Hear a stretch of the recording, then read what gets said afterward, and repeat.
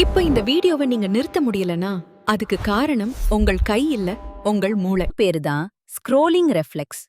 வணக்கம், இது அகவிழி. மனித மனதின் ஆழத்தில் ஒளிந்திருக்கும் உண்மைகளை வெளிச்சம் போடுகிற சேனல். நம்ம எல்லாருக்குமே இது நடந்திருக்கோம் இல்லையா? சும்மா ஒரு மெசேஜ் பார்க்கலான்னு போன கையில எடுப்போம். ஆனா கண்ணை மூடி திறக்கறதுக்குள்ள ஒரு 15 நிமிஷம் ரீல்ஸ் பார்த்துட்டு இருப்போம். இது எப்படி நடக்குது? ஏன் இப்படி ஆகுது? இதுக்கு ஒரு பேர் இருக்குங்க. நம்மளால கண்ட்ரோலே பண்ண முடியாத இந்த செயலுக்கு பேரு தான் ஸ்க்ரோலிங் ரிஃப்ளெக்ஸ். ஆமா, இது நமக்கே தெரியாம நம்ம பண்ற ஒரு பழக்கம். சரி, அப்போ இந்த ஸ்க்ரோலிங் ரிஃப்ளெக்ஸ்னா என்ன? அது ஏன் இவ்ளோ முக்கியமான ஒரு விஷயம்? வாங்க இத பத்தி கொஞ்சம் டீப்பா பார்க்கலாம். சிம்பிளா சொல்லணும்னா, நம்ம லைஃப்ல ஒரு சின்ன கேப் கிடைக்கும் போதோ இல்ல அமைதியா இருக்கும் போதோ உடனே அந்த இடத்த நிரப்ப நம்ம மூளை போனை தேடுது.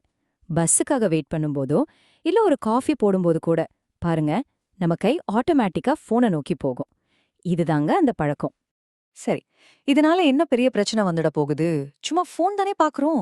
ஆனா இந்த பழக்கத்தால வர்ற விளைவு தான் ரொம்பவே முக்கியம். ஏன்னா இது நம்ம மனச துண்டு துண்டா சிதறடிக்குது. நம்ம ஒவ்வொரு தடவையும் ஃபோன் எடுத்து ஸ்க்ரோல் பண்ணும்போது என்ன நடக்குது தெரியுமா?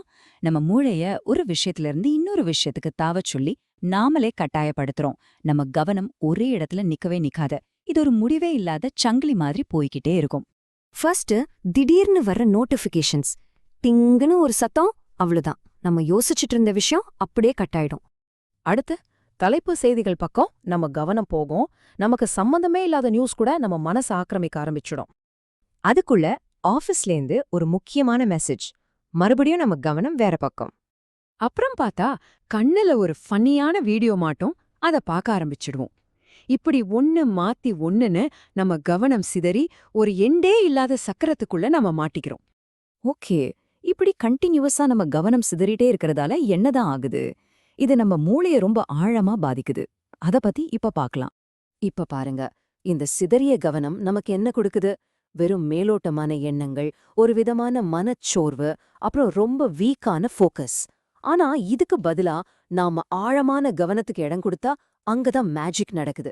புது புது ஐடியாஸ், கிரியேட்டிவ் எனர்ஜி, அப்புறம் நல்ல ஒரு வலுவான கவனம், இதெல்லாம் அங்கதான் உருவாகுது. அப்போ இதுல ரொம்ப முக்கியமான விஷயம் என்னன்னா, ஆழமா சிந்திக்கிற திறனையே நம்ம மூளைக்கு இல்லாம பண்ணிட்டு இருக்கோம். ஒவ்வொரு சின்ன டிஸ்ட்ராக்ஷனும் நம்ம ஆழமா யோசிக்கிற திறனை கொஞ்சம் கொஞ்சமா அரிச்சிட்டு வருது. சரி, இந்த பிரச்சனையை எப்படிதான் சரி பண்றது? இதுக்கான பதில் ஒருவேளை உங்களை ஆச்சரியப்படுத்தலாம். அந்த பதில் சோம்பல்ல ஒளிஞ்சிருக்கு. பயனுள்ள சோம்பல் அப்படின்னா என்ன? வேணும்னே சும்மா இருக்கிறது தான். நாம இப்படி சும்மா இருக்கும்போது தான் நம்ம மூளை அது செய்ய வேண்டிய முக்கியமான பேக்ரவுண்ட் வேலைகள் எல்லாம் செய்யும். அதாவது தகவல்களை ஒன்னு சேர்த்து புது புது கனெக்ஷன்ஸை உருவாக்கும். அதுக்கு நாம ஒரு வாய்ப்பு கொடுக்கறோம். ஓகே, கேட்க நல்லா இருக்கு. ஆனா இந்த அமைதியான நிலைய நம்ம டெய்லி லைஃப்க்கு எப்படி கொண்டு வருது? அதுக்கு சில சிம்பிளான வழிகள் இருக்கு, வாங்க பார்க்கலாம். இது ஒன்றும் பெரிய கஷ்டமான விஷயம்லாம் இல்ல. சிம்பிளா போனை தள்ளி வைங்க, ஜன்னல் வழியா வெளியே வேடிக்கை பாருங்க, ஹெட்ஃபோன்ஸ் இல்லாம ஒரு வாக் போங்க, இல்லனா சும்மா அமைதியா உட்காருங்க. இந்த மாதிரி சின்ன சின்ன விஷயங்கள் கூட ஒரு பெரிய மாற்றத்தை உருவாக்கும் பாருங்க. சரி, இதெல்லாம் எதுக்கு பண்றோம்? இதோட கடைசி நோக்கம் என்ன? நம்மளோட தனித்துவமான சிந்தனைகளை வளர்க்கறதுக்கு தான். நமக்குள்ள ஒளிஞ்சிட்டு இருக்கிற அந்த கிரியேட்டிவிட்டியை வெளியே கொண்டு வரதுக்கு தான்.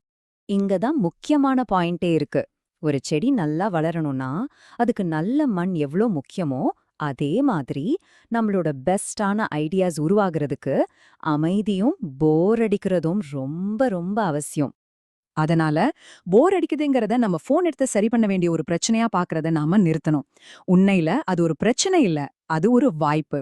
ஆமா, நம்ம மூளைக்கு தேவையான ரெஸ்டையும் யோசிக்கிறதுக்கு தேவையான ஸ்பேஸையும் கொடுக்கற ஒரு அருமையான வாய்ப்பு. அப்போ அடுத்த தடவை உங்களுக்கு ஒரு சின்ன பிரேக் கிடைக்கும்போது உடனே ஃபோன் எடுத்து ஸ்க்ரோல் பண்ணணும்னு தோணும்ல, அந்த ஆசையை கொஞ்சம் தடுத்து பாருங்க. யாருக்கு தெரியும், அந்த அமைதியான நிமிஷத்துல உங்களுக்காக என்ன ஒரு அற்புதமான யோசனை காத்துக்கிட்டு இருக்கோம்.